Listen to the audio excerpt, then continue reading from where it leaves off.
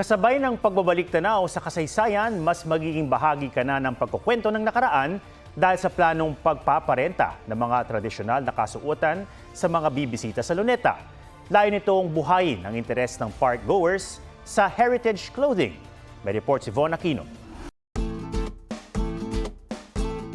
Paano kung ang pamamasyal sa Luneta ng isang national cultural treasure na nagpapaalala ng kabayanihan ni Dr. Jose Rizal, pwede nang sabayan ng pictorial suot ang mga Filipiniana attire tulad nito?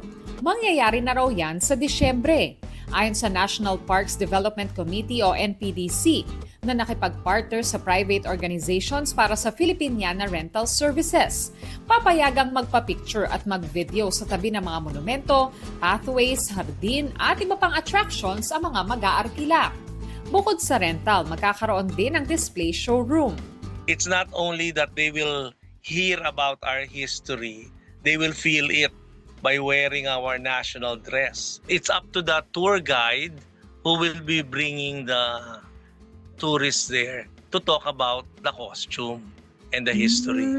Limitado lang muna sa Filipiniana attire ang maaarkila. So we will start first with the Filipiniana from the Spanish era to the early 1900s, which is the early American. This is not a mere costume, especially for our tribal indigenous peoples. For them, it's their cultural identity. Ayon sa isang cultural analyst, ang pagbibihis ng mga tradisyonal o katutubong kasuotan, matagal nang ginagawa sa ating bansa. Noong 1950s, ginagawa na yan sa Baguio. Sa Mines View Park, magsusuot ka ng kasuotan ng mga katutubong Igorot or kasama sila, magpapapicture. Noong panahon ni Carlos P. Garcia, meron kasing policy na Filipino First Policy. Lahat ng okasyong may kaugnayan sa kulturang Filipino dapat magsusuot ka ng Filipiniana.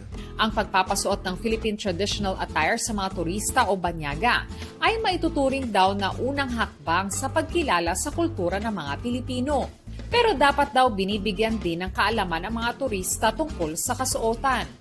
Sagrado ang pagsusuot nito. Kaya dapat igalang nila yung kasuotan na yun. So at least man lang doon, mabigyan ng dangal yung mga katutubo nating gumawa. Dapat din kumpletuhin ang buong kasuotan mula headdress, headgear hanggang footwear bilang pagrespeto sa pananamit ng mga katutubo. Huwag gamitin itong mga sagradong mga kasuotan na ito.